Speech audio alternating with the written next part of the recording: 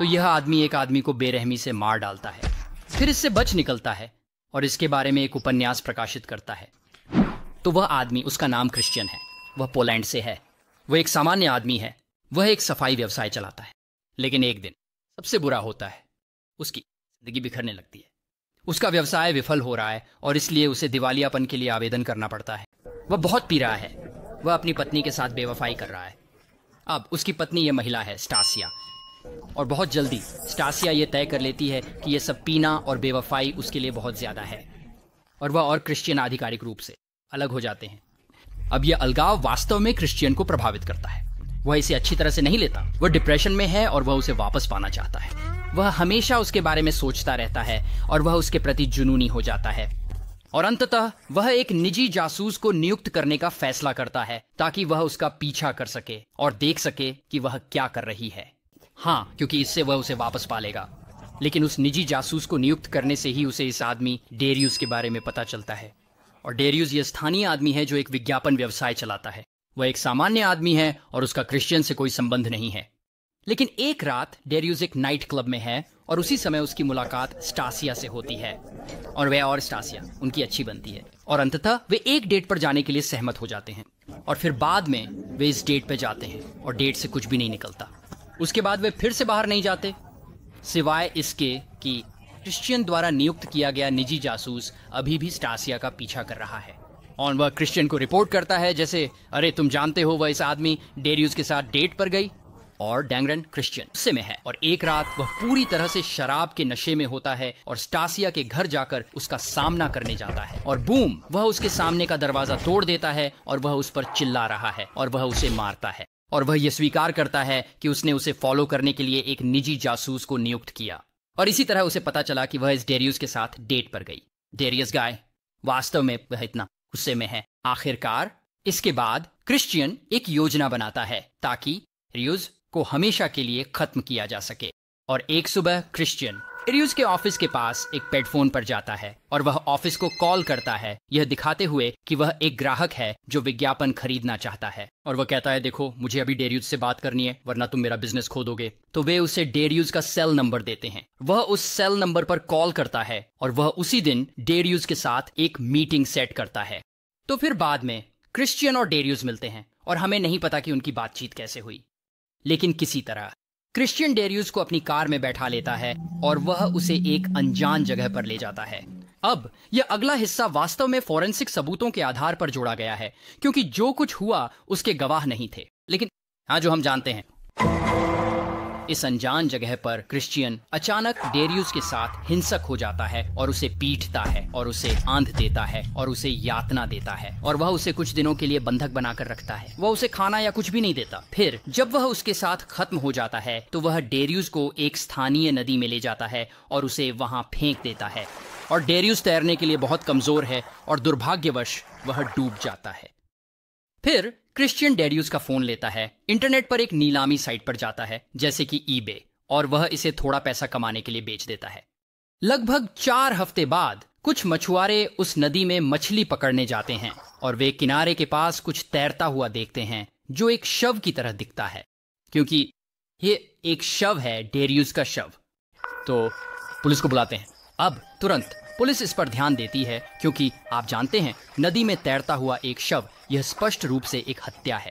लेकिन दुर्भाग्यवश जांच करने के बाद उन्हें बहुत कम सबूत मिलते हैं और 6 महीने बाद उनके पास अभी भी कोई असली सुराग नहीं है और मामला बंद कर दिया जाता है। इस बीच क्रिश्चियन बस मस्ती कर रहा है।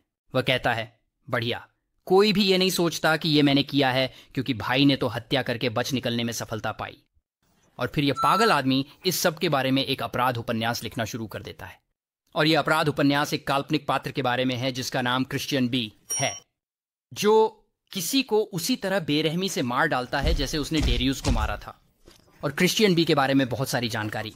जीवन क्रिश्चियन की जिंदगी के विवरणों के समान है।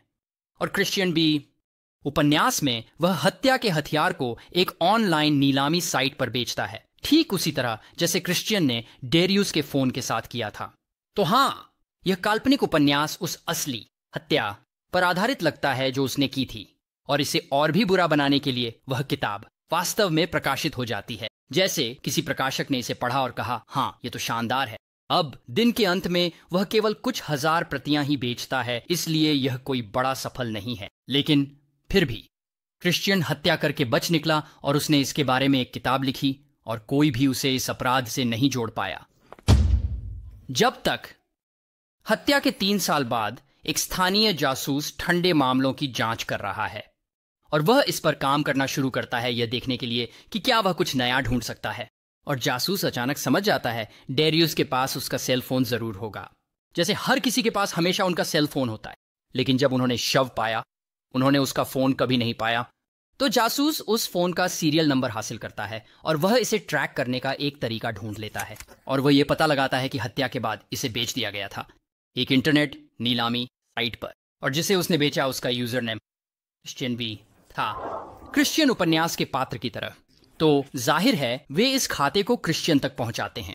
तो जासूस वह इस क्रिश्चियन नाम के आदमी की जांच करता है जिसके बारे में उसने कभी नहीं सुना, और वह उसकी जिंदगी में गहराई से उतरता है और तभी उसे उस अपराध उपन्यास के बारे में पता चलता है जो उसने लिखा था। तो वह कुछ अन्य पुलिस अधिकारी वे उस उपन्यास के हर अध्याय को खंगालते हैं किसी भी विवरण की तलाश में जो उन्हें जोड़ने में मदद कर सके क्रिश्चियन को अपराध से। और अंततः बूम, वह एक संदिग्ध बन जाता है और उन्हें उसे पूछताछ के लिए लाना पड़ता है, लेकिन उनसे ज्यादा जानकारी नहीं मिलती और उन्हें उसे छोड़ना पड़ता है। लेकिन यह खत्म नहीं हुआ, क्योंकि फिर उन्हें मामले में एक और ब्रेक मिलता है। स्पष्ट रूप से जब क्रिश्चियन ने उस दिन डेरियस के ऑफिस को पेफोन से कॉल किया तो उसने एक फोन कार्ड का इस्तेमाल किया। मुझे लगता है कि यह उन प्रीपेड कार्डों में से एक था जो कुछ देशों में इस्तेमाल होते हैं, और इसलिए जासूसों ने पता लगाया कि एक फोन कार्ड का इस्तेमाल किया गया था और जिसने भी उस दिन उस फोन कार्ड का इस्तेमाल किया उसने और ही कॉल की। क्रिश्चियन के माता पिता को कॉल, क्रिश्चियन की गर्लफ्रेंड को, क्रिश्चियन के दोस्तों को। तो जाहिर है कि फोन कार्ड का इस्तेमाल क्रिश्चियन ने किया, क्योंकि जाहिर है कि वह बेतुका कातिल है। लेकिन फोन कार्ड ही है जो उसे पकड़ेगा नहीं, यह है जो उसे पकड़ेगा। क्या तुम्हें स्टासिया याद है? खैर, इस बिंदु तक स्टासिया पुलिस के साथ बहुत सहयोगी नहीं रही है।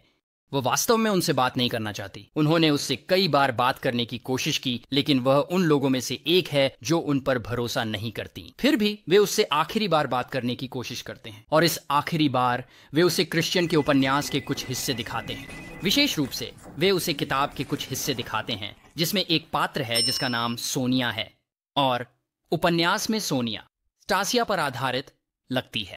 और यह छोटी सी जानकारी स्टासिया को बुरी तरह से परेशान कर देती है। वह कहती है, यह अजीबोगरीब क्रिश्चियन मेरे बारे में अपराध उपन्यास लिख रहा था, और इसलिए कबूम वह आखिरकार बात करने के लिए सहमत हो जाती है और वह पुलिस को सब कुछ बता देती है। उसे एक रात वह डेरियस के साथ डेट पर गई, और क्रिश्चियन को कैसे पता चला, उसने पाया, दरवाजा तोड़ा, हिंसक हुआ, स्वीकारा उसने निजी जासूस रखा, जासूस ने उसे डेरियस के साथ देखा, और क्रिश्चियन आहत और जलन में था। और यही सारी जानकारी थी जो पुलिस को चाहिए थी। और फिर वे क्रिश्चियन को गिरफ्तार कर लेते हैं। और मेरे पास उसका मगशॉट नहीं है, लेकिन यहाँ वह असल जिंदगी में है। ये वास्तव में वह है जो अदालत में बैठा है जब उसे पकड़ा गया। और जैसे ध्यान दें, उसके चेहरे पर एक छोटी सी मुस्कान है। वह किस बात पे मुस्कुरा रहा है? खौफनाक कमीना। और इसलिए उसे डेरियस की हत्या का आरोप लगाया गया और वह दोषी पाया गया और उसे 25 साल की जेल की सजा सुनाई गई। तो स्पष्ट करने के लिए, अगर उसने अपने अपराधों पर आधारित वह उपन्यास कभी नहीं लिखा होता तो शायद वह इससे बच जाता। और इसके बारे में सोचना वाकई अजीब है।